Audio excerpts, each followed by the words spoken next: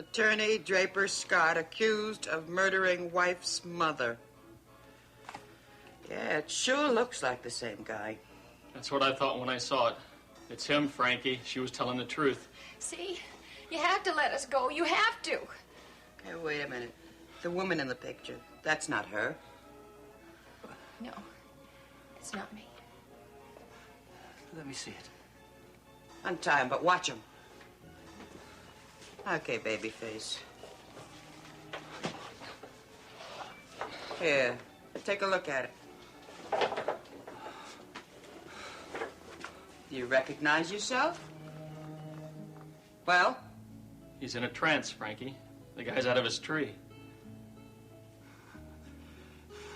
Attorney Draper Scott. His wife's mother. It's true. It's me. It's me.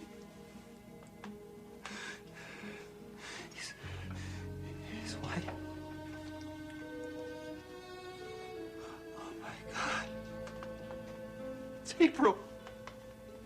Dear God, that's my wife. We grabbed the wrong dude, Frankie. It isn't Kirk. We had a baby. Oh, baby. Our baby. Her name. Julia. Her name is Julia. You swore to me it was Kirk Michaels. You swore to me. It's February. Emily, it's been 6 months. 6 months. I didn't know. I just didn't know. Remember. Try. I remember. To try. I was convicted. I was convicted. Sentenced. Prison. Train. God.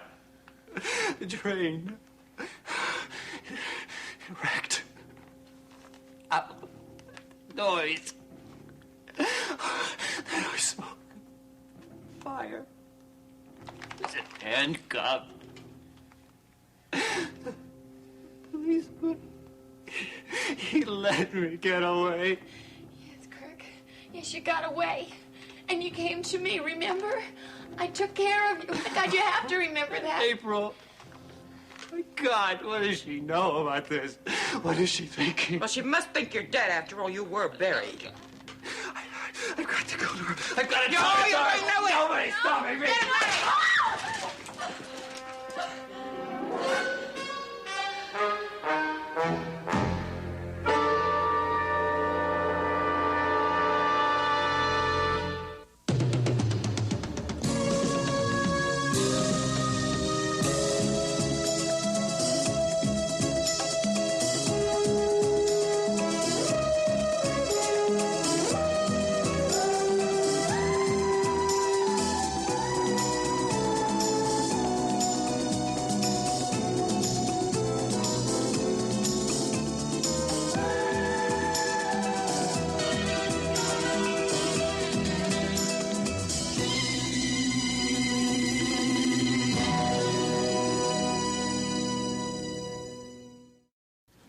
What a waste of good booze. Go on, check him, see if he's dead. Why'd you have to do it? Why'd you have to hit him?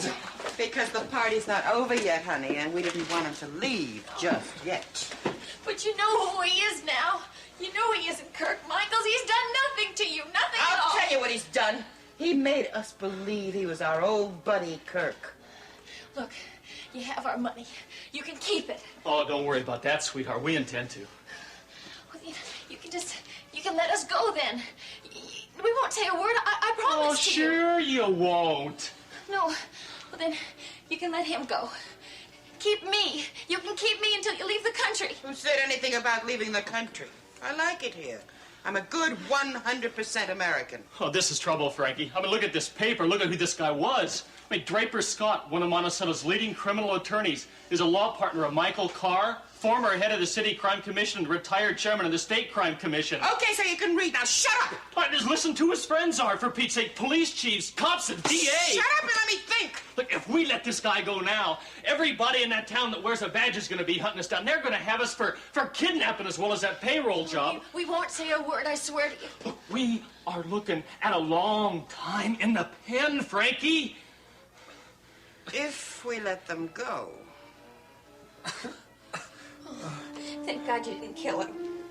April?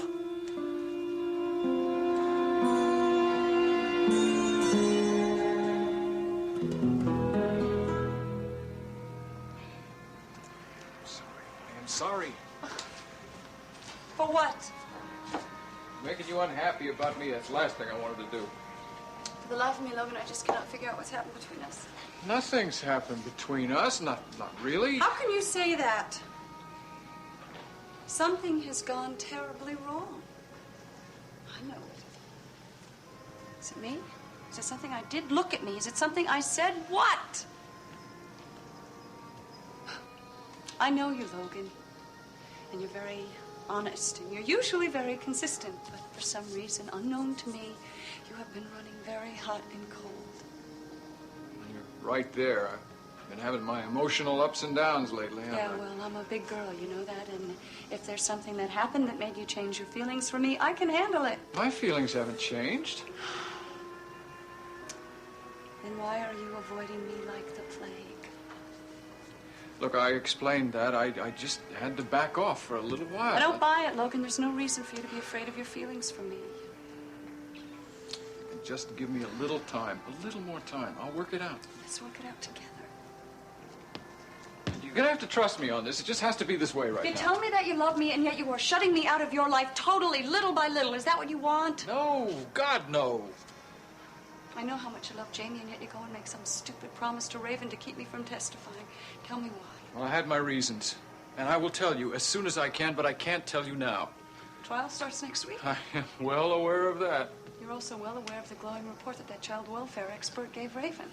Yeah, well, I still have a good chance with the abandonment charge. Come off it, Logan. Unless I go into that courtroom and tell the judge about Raven's letter, you are not going to get Jamie back. Well, I'm just gonna have to do the best I can. Listen to me. I know how much you love that little boy, and I am not going to let you lose him. There is nothing that you can do. Oh, no? We'll see about that. What do you mean? What do you have in mind? You may be a lawyer, Logan Swift, but in this particular instant, you are just a client. It's Cliff Nelson who is the attorney on this case. Now, wait just a minute, April. If you're doing what I think you're... You just wait. Let me hear what Cliff has to say.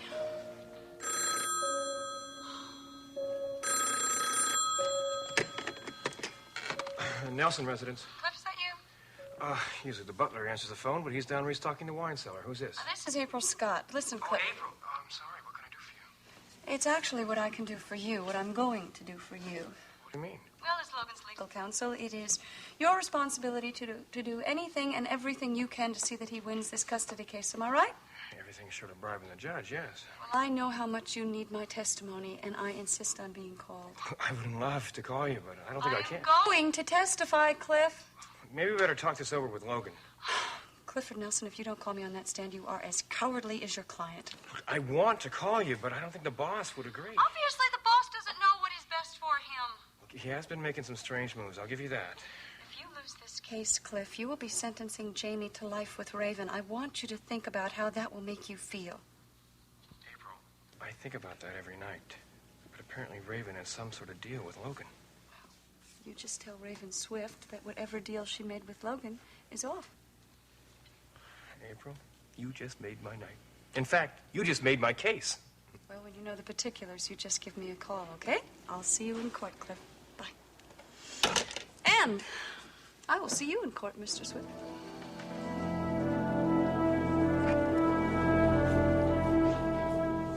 Think, Mother? How do I look? Lovely, as usual. This is going to be a perfect evening, I can tell. Oh. Your young man certainly is punctual. You are about to meet the man I'm going to marry, and believe me, you will adore him. Oh, I hope he's as enthusiastic about the impending nuptials as you. Oh, Mother, just one favor you can do for me. What is it? Don't bring up the subject of marriage. Why?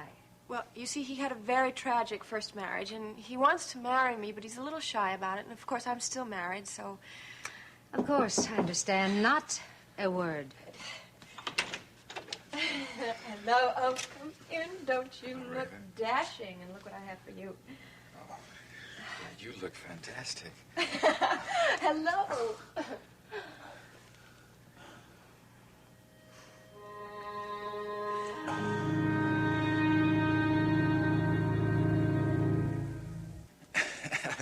Raven. Thank you. Mrs. Scott, it's a pleasure to meet you. Mother, this is the chief of police of Monticello and a very, very dear friend of mine, Derek Mallory. Well, it's a pleasure to meet you, Mr. Mallory. Oh, please, call me Derek. Well, why don't we sit down and get comfortable? Yes, yes.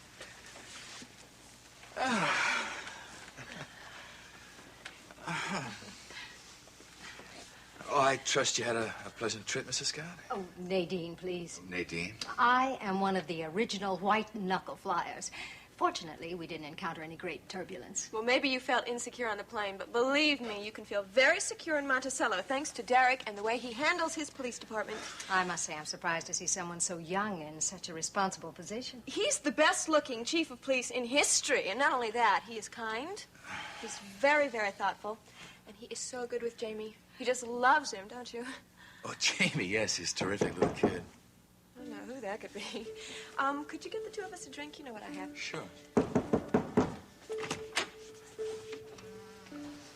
Oh, Raven, I came to deliver a message. You have no right to just barge in here. I have company, so could you leave? It's okay, I'll make it short and sweet. It's a message from April Scott. Derek, you know Cliff. Sure. All right, Cliff. Hello, Derek. I trust you're here on police business. Mother, this is Cliff Nelson. He is Logan's attorney for the custody trial. Oh, Mr. Nelson. Oh, I didn't know Raven had a mother. Cliff and I have a little business to discuss, and it should only take a few minutes, so maybe the two of you could go in there and look at Jamie in the nursery. I'll be there in a little bit. Come along, Derek. Sure. We'll see how my gorgeous grandson is doing. That'd be nice. Okay. All right, Nelson, this better be good. Oh, it is good. For me. April Scott told me to tell you that she will see you in court. And that's a quote. End of business. Have a good dinner. Wait, what do you mean, see me in court? It means she doesn't care what kind of deal you made with Logan. Does she know why I made the deal with Logan? It doesn't matter. All April knows is that you didn't make any deal with her. She has every intention of testifying. And I have every intention of calling her. I see. Oh, mind if I take a canopy? You look as if you lost your appetite. Good night, Cliff. Good night, Raven.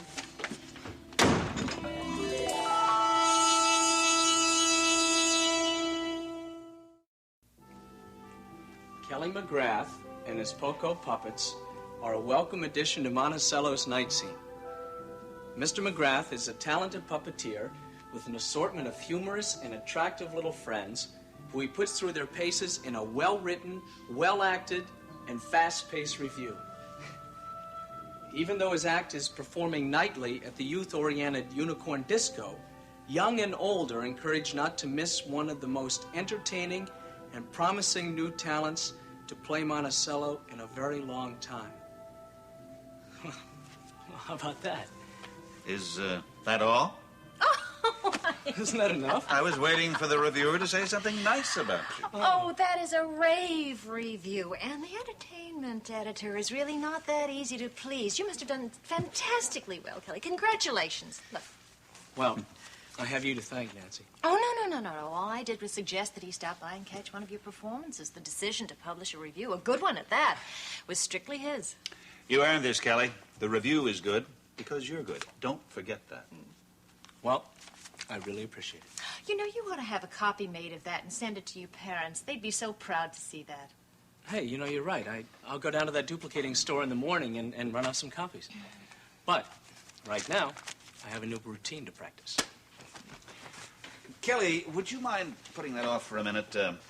Nancy and I would like to discuss something with you. Well, sure, Mike. What is it? Well, we feel that it's best to be completely open about something that we've learned. Okay.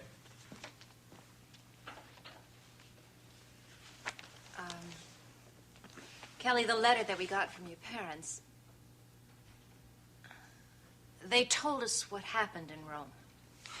What did they have to go and do that for? I told them that I didn't want anybody to know about that. Kelly, aside from your parents, we're your closest relatives. Yeah, but the decision to tell you should have been mine, not theirs. Well, they wanted us to understand why you can't go back there. I'm sorry. I'm sorry.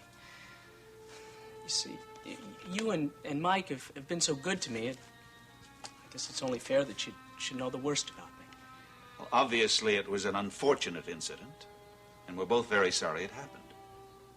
Now, listen, you all have your reputations to protect, so if you think it's best, I'll leave, okay? There Wait won't a be any minute, hard what feelings. are you talking about? My goodness.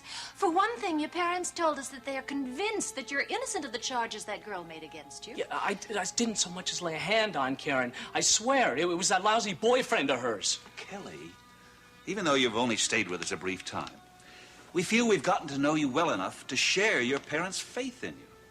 So if you say you didn't do it, we accept it. So now you have 4 people in your corner. Thank you, Mike. Nancy. You know how good it is for me to know that you believe in me. All right, now, Kelly, if ever you feel that you want to talk about what happened or about anything else, we're available and we'll help if we can.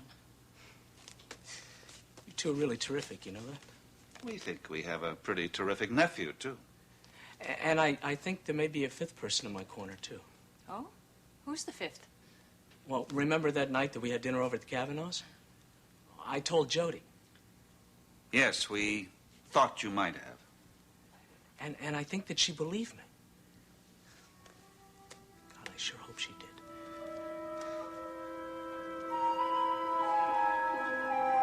I'll tell you what I ought to do. I ought to take this case away from Cliff Nelson and give it to a lawyer who'll do what I say. You will do no such thing. I haven't liked the way this case has been handled for a long time, and as for you, you have no idea what's in store for you, not a clue. You listen to me. I appreciate, but am sick and tired of your trying to protect me. It is not my welfare at stake, but Jamie's. Second of all, as far as Raven is concerned, she deserves everything she is going to get, and I am looking forward to confronting her in court. Oh, boy. It's really going to hit the fan now. I can feel it. I can take anything Raven can dish out. I hope so, April. I hope to God you can. Logan, we are going to walk into that court, and we are going to make sure that Jamie is brought back where he belongs. Even with your testimony, we're not exactly out of the woods. Jamie's in pretty good shape I these don't want to days. hear about how wonderfully Jamie's being taken Well, the care of. court is going to want to hear about it. The report that welfare woman is filing, it's going to have a lot of influence. Logan, Raven put on her good mother act while that lady was snooping around. That's all. Well, that nurse she's hired, she's wonderful. Impeccable credentials. So Raven bought herself a hired hand. Does that make her a wonderful mother? It's going to influence the court. Is the judge going to award custody due to the fact that Jamie's nursery looks like it was taken out of a decorator's magazine? It's not going to hurt. Oh, God. Logan. Raven has put on a flashy front. Down deep, she is still the same vain, rotten mother she ever was, and all we have to do is convince the court of that. April, you just don't seem to realize that your testimony is about past history, events that took place months ago, while Raven's glowing reports have to do with what's going on right now. Now, we've got a lot to lose, and we stand to gain very little by putting you up there. If you are trying to make me reconsider, forget about it. I've made up my mind. I don't want you in the witness chair. They'll tear you to pieces. Don't you dare get angry with me, Logan Swift. You know we're doing the right thing. You know it as well as I do. Oh, excuse me. Sure, go ahead. Hello. I got your message, darling. Well, then we have nothing more to discuss, Raven. You are making the mistake of your life. I'm afraid I don't see it that way. April, if you know what's good for you, you will go to Logan and tell him that you changed your mind. Oh? Why don't you give me one good reason why I shouldn't take that witness stand, Raven? All right. I'll give you a terrific reason. Because you will be testifying for a man who has been hiding the truth about your husband.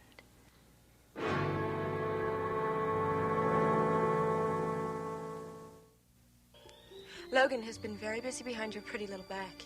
Raven, I don't know what you're talking about. Of course you don't, because he's been lying to you, or shall I say, been selectively omitting little bits and pieces of some very interesting current events.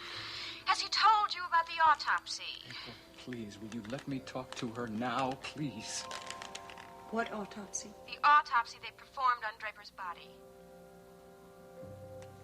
I was Draper's wife. I would have had to agree to any exhumation. Good lawyers can get around legal technicalities, and that's just what your friend, the district attorney, did on the sly. Why would he do it? I don't No, know. all I know is that somewhere along the line, someone got the notion that the body buried in Draper Scott's grave was not Draper Scott. So, they dug him up, and They performed some tests, and I hope you can get your money back on the flowers for the funeral because you buried the wrong man. What? I don't know. Some insurance salesman must be buried in his grave, but it isn't Draper. You're lying. Oh, you don't believe me? Okay, just go ask Logan, but I'll see you in court.